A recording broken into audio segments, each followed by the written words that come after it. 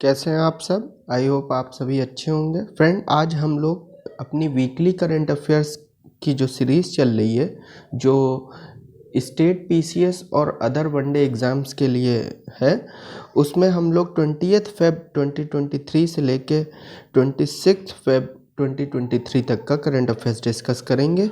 तो चलिए बिना देर किए स्टार्ट करते हैं। फ्रेंड्स, फर्स्ट है हमारा सेमीकॉन इंडिया कॉन्फ्रेंस 2023। ये फ्रेंड किस लिए हुई है? ये हुई है सेमीकॉन, सेमी कंडक्टर, आप नाम रिलेट कर सकते हैं सेमी कंडक्टर से रिलेटेड। एक्चुअली इलेक्ट्रॉनिक्स इंडस्ट्री को बढ़ाना चाहते हैं, सप्लाई चेन को, इकोसिस्टम को और स्ट्रॉन्ग करना चाहते हैं इंडिया में इसके लिए। तो electronics manufacturing supply chain ecosystem, जिसको इनॉग्रेट किसने किया था? Union minister for communication and electronics and information technology and Railways के जो अश्विनी वैष्णव जी हैं। मिनिस्टर का भी नाम पता होना चाहिए, पूछ लेता है डायरेक्ट एग्ज़ाम में। ये जो कॉन्फ्रेंस हुई है किसने इनॉग्रेट की है, ये भी पूछ लेता है। और कहाँ हुई है? न्यू दिल्ली में, ये भी पूछ लेता है। तो तीनों चीज़ें इंपॉर्टेंट है। आगे बढ़ते हैं। सी लेवल जो फ्रेंड राइज हो रहा है ना, और उसके क्या इम्प्लीकेशंस हो सकते हैं for international peace and security, किस हिसाब से उसकी वजह से हैम्पर हो सकती है या डिस्टर्ब हो सकती है, तो उस पर एक डिबेट ये किसने कराई है? United nation security council, UNSC ने कराई है। ठीक है फ्रेंड, यूएनएससी के कितने ऑर्गन्स हैं आप लोग कमेंट करके बताइए, और कौन कौन से ऑर्गन्स हैं सबके नाम भी लिखिए। ठीक है, ये एक स्टैटिक क्वेश्चन बनता है इससे। फ्रेंड, अगला है हमारा पहला ग्लोबल टूरिज्म इन्वेस्टर समिट, जो कि इंडिया में हो रही है। कहाँ पे? न्यू दिल्ली में। अभी हुई नहीं है, होने वाली है। 10 से 14 अप्रैल 2023 को होगी। ठीक है फ्रेंड, पहली ग्लोबल टूरिज्म इन्वेस्टर्स समिट कहाँ? न्यू दिल्ली में। ठीक है, अब देखिए इनका नाम बहुत इंपॉर्टेंट है, याद रख लीजिए, एग्जाम में पूछा ही जाएगा। रुचिरा कंबोज इंडिया से हैं। क्या? रुचिरा कंबोज। इनको इलेक्ट किया गया है यूनाइटेड नेशन के सोशल डेवलपमेंट कमीशन में। ठीक है, ये इसका जो है 62nd मतलब 62वां सेशन को ये हेड करेंगी, प्रेसाइड करेंगी, अध्यक्षता करेंगी इसकी। अब इसी के साथ जान ली यूएन का हेडक्वार्टर कहाँ है? न्यूयॉर्क में है। ठीक है, Ruchira Kamboj United Nations Social Development Commission को हेड करेंगे, प्रेसाइड ओवर करेंगी। 62वां सेशन। डिजिटल वर्क प्लान 2023, ये किस पे बेस्ड है? पहली बात तो ये आर्टिफिशियल इंटेलिजेंस पे फ्रेंड बेस्ड है। एआई मैंने लिखा भी है ब्रैकेट में, एआई आर्टिफिशियल इंटेलिजेंस पे बेस्ड है। किस में आर्टिफिशियल इंटेलिजेंस का रोल? जैसे साइबर सिक्योरिटी में, इंटरनेट ऑफ थिंग्स आईओटी में, और आर्टिफिशियल इंटेलिजेंस का क्या रोल होगा आने वाली नेक्स्ट जनरेशन में, स्मार्ट सिटीज़ में क्या रोल हो सकता है, आईसीटीज़ में क्या रोल हो सकता है। ठीक है फ्रेंड, तो उस पे बेस्ड, एआई पे बेस्ड डिजिटल वर्क प्लान 2023 पे चर्चा हुई है, बनाया गया है। ये किसके और किसके बीच में? इंडिया और आसियान के बीच में ये हुआ है। किसके? इंडिया और आसियान के बीच में डिजिटल वर्क प्लान। ये तो यूपीएससी में भी पूछा जा सकता है, बहुत इंपॉर्टेंट क्वेश्चन है ये, यूपीएससी के पॉइंट ऑफ व्यू से भी इम्पॉर्टेंट है, लिख लीजिए। यूपीएससी इस तरह के क्वेश्चन पूछ लेता है। हाँ, अब देखिए सोशल जस्टिस का वर्ल्ड डे, मतलब पूरी दुनिया में सोशल जस्टिस का कौन सा दिन मनाया जाता है? 20 फरवरी को। 10 लीग 2023 इंडिया और उज़्बेकिस्तान के बीच में कौन सी एक्सरसाइज है? नवल है, एयर फोर्स है, मिलिट्री है। तो मिलिट्री एक्सरसाइज है। और ये सबसे बड़ी बात, बाई एनियल होती है। बाई एनियल फ्रेंड जानते हो? एक बाई एनुअल होती है, एक बाई एनियल। बाई एनियल 2 साल में एक बार, और एक बाई एनुअल जो होती है वो साल में 2 बार होती है। ठीक है फ्रेंड, अब देखिए नीति आयोग ने बहुत टाइम के बाद अपना नया सीईओ अपॉइंट किया है। कौन है वो? बीवीआर सुब्रमण्यम। नीति आयोग के नए सीईओ कौन है? BVR Subrahmanyam, South Indian. ठीक है फ्रेंड, वर्ल्ड के लार्जेस्ट देखिए साउथ इंडियन नॉर्थ इंडियन इससे कोई मतलब नहीं, सब इंडियन है, वी ऑल आर इंडियन। लेकिन मतलब ये आपको थोड़ा याद रहे इसलिए बताया है। वर्ल्ड का लार्जेस्ट दिव्यांग अनुभूति इंक्लूसिव पार्क, ये कहाँ पे बनाया गया? दिव्यांग अनुभूति इंक्लूसिव पार्क, वर्ल्ड का लार्जेस्ट दिव्यांग अनुभूति इंक्लूसिव पार्क नागपुर में बनाया गया फ्रेंड। ये किसके लिए है? स्पेशली एबल्ड पर्सन्स के लिए है। नितिन गडकरी जी ने इसका मतलब इनॉग्रेशन किया, इसलिए मैंने ब्रैकेट में आजकल आप बहुत सारे वनडे एग्ज़ाम में यूपी पीसीएस, बीपीएससी, एचपीएससी बहुत सारे एग्ज़ाम में देखेंगे, ये भी पूछ लेते हैं कौन इनॉग्रेट किया है। अभी 2-3 साल पहले का पेपर देखिएगा यूपी पीसीएस, उसमें पूछा था किसने मतलब कोई ट्रेन नहीं चली थी, किसने उसको हरी झंडी दी थी। तो समझे, इसलिए भी मैं मेंशन कर देता हूँ। ये मत सोचिएगा कि इसने इनॉग्रेट किया, ये क्यों बताते हैं, बहुत रेलेवेंट है। मैं इररेलेवेंट चीज़ तो 1% भी नहीं बताता, जितनी रेलेवेंट है बस उतना ही बताता हूँ, उससे न कम न उससे ज़्यादा। और इसीलिए मेरी कोशिश है, देखिए आएगा तो 100% हमारे ही करंट अफेयर से, लेकिन फिर भी 1-2% को मैं नहीं मानता, पता नहीं क्या आयोग है कहाँ से पूछ ले, लेकिन फिर भी 98% गारंटीड है कि हमारे करंट अफेयर्स से ही आएगा। आप हमारे वीडियोस को सीरियसली फॉलो कीजिए। ये मैं डिलीट कर देता हूँ, इरेज कर देता हूँ, आप इसका स्क्रीनशॉट ले लीजिए। चलिए नेक्स्ट चलते हैं जी। अब देखिए, हाँ देखिए, इंडिया में पहला हाइब्रिड रॉकेट लॉन्च किया गया है। किस प्रोग्राम के तहत ये सब हो रहा है? Doctor APJ Abdul Kalam satellite launch vehicle mission के तहत हो रहा है। और कहाँ पे किया गया?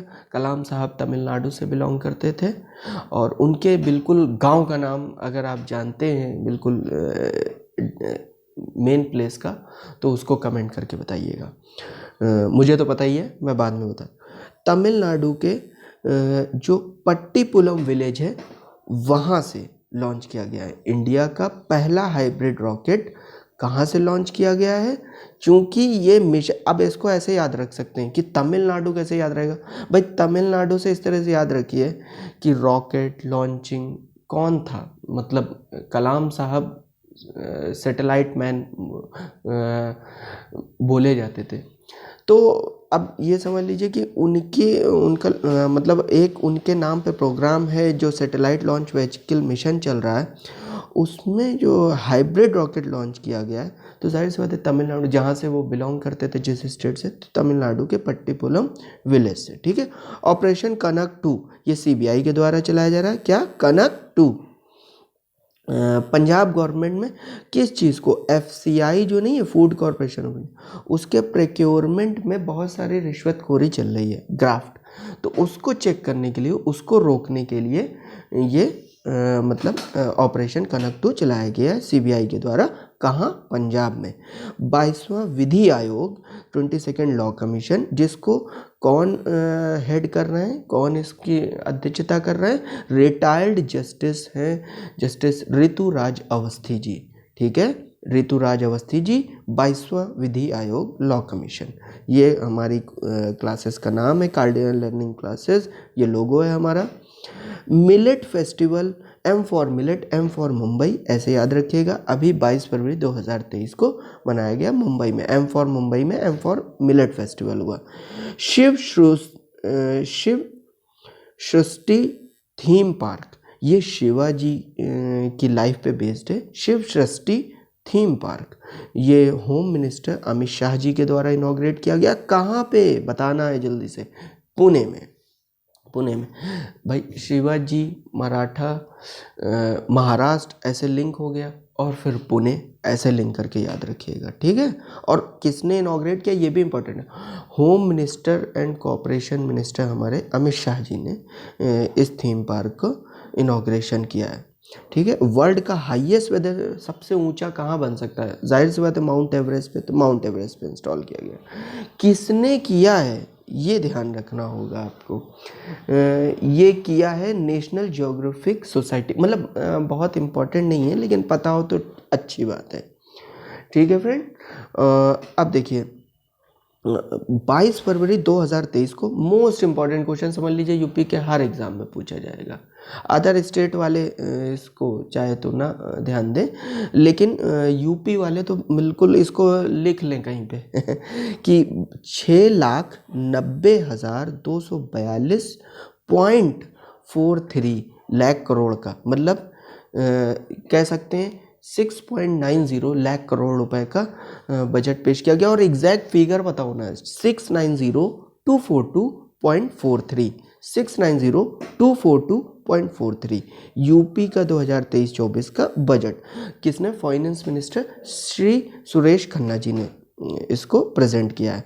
अब देखिए, केरला हाई कोर्ट देश की पहली ऐसी हाई कोर्ट बन गई है हिंदुस्तान में जो पब्लिश कर रही है जजमेंट्स को रीजनल लैंग्वेज में, मलयालम में। देखिए, जहाँ एजुकेशन, लिटरेसी, हेल्थ, हर चीज़ में केरला आगे है, उसमें जुडिशरी भी उसके पीछे नहीं है। मतलब जो स्टेट बाकी सारी चीज़ों में भी मोस्टली आगे है, वो उसकी जुडिशरी भी बड़ी एक्टिव है। उसने कहा कि हम रीजनल लैंग्वेज को भी उतनी ही इम्पोर्टेंस देते हैं जितनी अदर लैंग्वेज। तो उन्होंने मलयालम में पहला जजमेंट पब्लिश किया। हिंदुस्तान की किसी हाई कोर्ट ने आज तक नेटिव या रीजनल लैंग्वेज में अभी तक जजमेंट पब्लिश नहीं किया है। ठीक है फ्रेंड, एक एमिनेंट लिंग्विस्ट हैं डॉक्टर महेंद्र कुमार मिश्रा। ये इसलिए इम्पॉर्टेंट हो जाता है करंट अफेयर्स कि इनको अवार्ड तो दिया गया है। कौन सा अवार्ड, यूनेस्को का अवार्ड दिया गया है, इंटरनेशनल मदर लैंग्वेज अवार्ड 2023। कौन सा, मातृभूमि का जो मदर टंग है, जो mother language, international mother language award है 2023, वो डॉक्टर महेंद्र कुमार मिश्रा जी को दिया गया। ये एमिनेंट लिंग्विस्ट है, मतलब भाषाओं के विद्वान हैं आप कह सकते हैं। तो यूनेस्को का ये अवार्ड इम्पॉर्टेंट क्या बन जाता है, इनको प्रेजेंट किया गया बांग्लादेश पीएम शेख हसीना के द्वारा, बांग्लादेश पीएम शेख हसीना के द्वारा ढाका में। ठीक है फ्रेंड, चलिए बिना देर किए बढ़ते हैं। महेंद्र कुमार मिश्रा जी याद रखना, वो बांग्लादेश पीएम शेख हसीना के द्वारा। ठीक है, ये मैं इरेज कर देता हूँ, इसके बाद आगे बढ़िए। और ये आपका फटाफट लास्ट पे आ गए। देखिए, 13वां सांसद Ratna award 2023, 13th Sansad Ratna award veteran CPIM communist party of India marxist leader जो हैं टीके रंगराजन, इनको लाइफ टाइम अचीवमेंट अवार्ड दिया गया है। कौन सा अवार्ड, टीके रंगराजन जी को लाइफ टाइम अचीवमेंट अवार्ड दिया गया है। क्या है ये 13वां सांसद रत्न अवार्ड है 2023, क्योंकि सांसद रत्न अवार्ड आपके स्टार्ट हुए थे 2010 से, और ये 13वां था। और CPIM लीडर जो है वो टीके रंगराजन जी को मिला है। ये किस पार्टी से बिलोंग करते हैं, ये भी इम्पोर्टेंट पड़ जाता है कि पूछ लेगा कि किस पार्टी से टीके जिनको मिला ये अवार्ड। तो टीके रंगराजन जी CPIM के। इंदिरा गांधी पढ़ रहा हूँ, इंडियन ग्रैंड मास्टर जो हैं विदित गुजराती, इन्होंने क्या है, जो वर्ल्ड के चैम्पियन हैं मैग्नस कार्लसन, उनको बिल्कुल स्तब्ध कर दिया हरा के।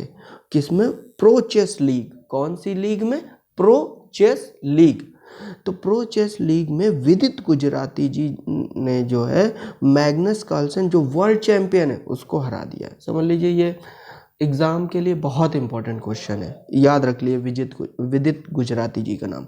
अजय बंगा, ये क्यों इम्पोर्टेंट हो जाते हैं, ये इसलिए इम्पोर्टेंट हो जाते हैं कि इनको बाइडन ने एक बहुत ही इम्पोर्टेंट पोस्ट दी, मतलब के लिए नॉमिनेट किया है, वर्ल्ड बैंक के प्रेसिडेंट। पहले ये क्या थे, जो मास्टर कार्ड होते हैं ना आपके, वीज़ा, मास्टर कार्ड, ये सब जो पेमेंट गेटवेज वाले, तो उसमें जो मास्टर कार्ड है आपके ATM पे लिखा रहता है, आपने देखा होगा मास्टर, वीज़ा, इस तरह से। तो जो मास्टर कार्ड है उसके एक्स CEO, पहले CEO थे, चीफ एग्जीक्यूटिव ऑफिसर अजय बंगा जी। अब इनको जो बाइडन जो US के प्रेसिडेंट है, उन्होंने नॉमिनेट कर दिया है वर्ल्ड बैंक के प्रेसिडेंट। वर्ल्ड बैंक US समझ ही रहे, सबसे ज़्यादा स्टेक होल्डर। तो इंडियन बॉर्न अमेरिकन है, इस वजह से अजय बंगा जी का नाम इम्पॉर्टेंट हो जाता है। ठीक है फ्रेंड, मुकाब क्या है, मुकाब का बड़ा वीडियो चर्चित है, समझ लीजिए पूछा जा सकता है।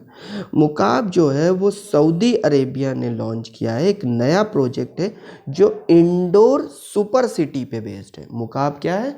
Indoor super city. मतलब एक ये समझ लीजिए कि ऐसा है जैसे काबा आप लोगों ने सुना होगा, तो वो जैसे एक नहीं बना, उसी स्ट्रक्चर में एक इंडोर बहुत बड़े लेवल पे इंडोर सिटी, सब कुछ एंटरटेनमेंट, रिटेल, इंफॉर्मेशन, सब सारी इंडस्ट्री, सब कुछ, सब सिटी बना दे रहे हैं एक सऊदी अंदर, और उसी के अंदर सब कुछ मुहैया होगा, सब कुछ अवेलेबिलिटी होगी।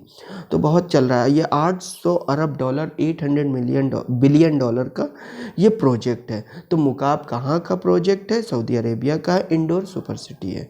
ठीक है। सीएजी ग्रीश्चियन मुर्मू जी को सेलेक्ट किया गया है external auditor of ILO, international labour organisation. Friend, इसका हेडक्वार्टर जेनेवा में है, आप सबको पता ही होगा, ना पता हो तो ये लिस्ट एक बार पढ़ लीजिएगा, और बहुत इम्पॉर्टेंट है। तो जेनेवा में है आईएलओ का हेडक्वार्टर। उसके जो एक्सटर्नल ऑडिटर हैं वो हमारे सीएजी ग्रीश्चियन मुर्मू जी को सेलेक्ट किया गया, अपॉइंट किया गया। सोयूज MS-32 ये कहाँ का स्पेस फ्लाइट है? सोयूज MS-32, पहली बात तो आपको पता होना चाहिए कि एक स्पेस फ्लाइट है। फिर ये पता होना चाहिए कि किस कंट्री का? रशिया का है। रशिया वैसे भी यूक्रेन वॉर की वजह बहुत न्यूज़ में, तो पूछ लेगा कि किस उसका स्पेस फ्लाइट है ये सोयूज MS-32, और है क्या स्पेस फ्लाइट है। ठीक है, ये हमारी क्लासेस का नाम। गोरखपुर हरियाणा, ये तो भैया बिल्कुल एकदम डबल इम्पोर्टेंस दे के फोकस करके देखिए। गोरखपुर ज़्यादातर लोग कंफ्यूज हो जाएंगे, खासकर यूपी वाले, और यूपी में भी ये क्वेश्चन पूछा जा सकता है। हरियाणा के लिए तो आई है, HPSC वाले या अदर वो CET एग्ज़ाम वाले जितने भी हैं भैया, हरियाणा में भी गोरखपुर है, और वो गोरखपुर में नॉर्थ इंडिया का पहला न्यूक्लियर प्लांट लगाया गया। कहाँ का? पूरे नॉर्दर्न इंडिया में जो पहला न्यूक्लियर प्लांट लगाया गया वो हरियाणा के गोरखपुर में, ना कि उत्तर प्रदेश के गोरखपुर, आप समझ लीजिएगा। ठीक है, उत्तर प्रदेश के गोरखपुर, जहाँ से हमारे CM साहब माननीय योगी आदित्यनाथ जी आते हैं, वहाँ नहीं, हरियाणा के गोरखपुर में। ठीक है, जहाँ CM कौन है आप लोग कमेंट करके बताइए। ठीक है, हरियाणा के CM। जयपुर डिक्लेरेशन क्या है? ये फ्रेंड जो है रेलवे ने ऑर्गेनाइज कराया था एक कांग्रेस, मतलब एक मीटिंग कह लीजिए, कांग्रेस मीटिंग, 18वीं वर्ल्ड सिक्योरिटी कांग्रेस, सुरक्षा से रिलेटेड, जिसमें RPF भी थी और सुरक्षा बल रेलवे वगैरह के थे। तो ये वर्ल्ड स्तर की, विश्व स्तर की थी world security Congress, 18th world security Congress. इसमें जयपुर डिक्लेरेशन को अडॉप्ट किया। ये पूछ सकता है जयपुर डिक्लेरेशन किस में अडॉप्ट किया गया? तो 18th वर्ल्ड सिक्योरिटी कांग्रेस में। या किसके द्वारा ऑर्गेनाइज किया गया था? रेलवेज। ठीक है। गुजरात गवर्नमेंट ने एक बहुत बड़ा अचीवमेंट लिया, मतलब ये समझ लीजिए कि क्या बताएं, मतलब ये इतना हर स्टूडेंट के दिल को छू जाने वाली बात है। जितने भी एस्पिरेंट हैं UPSC से लेके क्लरिकल एग्ज़ाम तक, ग्रुप D तक, जितने भी तैयारी करते हैं, सब ये चाहते हैं कि ये चीज़ होनी चाहिए। एक स्ट्रिक्ट लॉ होना चाहिए, जो पेपर लीक कराते हैं, जो पकड़े जाते हैं, जय में लोगों के अंदर एक डर पैदा हो कि गलत करेंगे, पेपर लीक कराएंगे। लोग सालों साल बेचारे स्टूडेंट तैयारी करते हैं, उनके भविष्य के साथ खिलवाड़ किया जाता है। तो उस चीज़ को रोकने के लिए गुजरात गवर्नमेंट ने एक बिल पास किया है जो रेस्ट्रिक्ट करेगा टू कर पेपर लीक को 10 साल की जेल और 1 करोड़ का फाइन। अगर फंस गए तो पुश्ते नस्लें बिक जाएंगी, मतलब सारी ज़्यादा 1 करोड़ लाओगे कहाँ से जो इस तरह के हरकत करने वाले हैं उनके लिए। और 10 साल की जेल, मतलब सोचिए रिगरस इम्प्रिजनमेंट मिला है, मतलब जैसे मर्डर वगैरह में मिलता है उसके, मतलब उस लेवल का समझ लीजिए आप। तो FATF जो है वो रशिया की मेंबरशिप को सस्पेंड कर देता है। FATF क्या है? FATF फ्रेंड जो है फाइनेंशियल एक्शन टास्क फोर्स, आपने सुना होगा कि पाकिस्तान को ग्रे लिस्ट में डाल दिया, बहुत वो कर्व करता है, वो इकोनॉमी रेगुलेट करता है। तो अब वो जो है वो क्या है, वो अगर रेस्ट्रिक्शन लगा देगा तो कोई आपसे ट्रेड नहीं करेगा, आपसे कोई इम्पोर्ट नहीं करेगा, तो ये इस तरह के। तो अब रशिया जो यूक्रेन वॉर में पीछे नहीं हट रहा है और यूक्रेन से वॉर कंटिन्यू करता जा रहा है, तो उसके वजह से FATF ने फाइनेंशियल एक्शन टास्क फोर्स, इसका फुल फॉर्म पता होना चाहिए, रशिया की मेंबरशिप को सस्पेंड कर दिया temporary. Friend, I hope you all enjoyed the session and please like, share and subscribe. Thank you very much.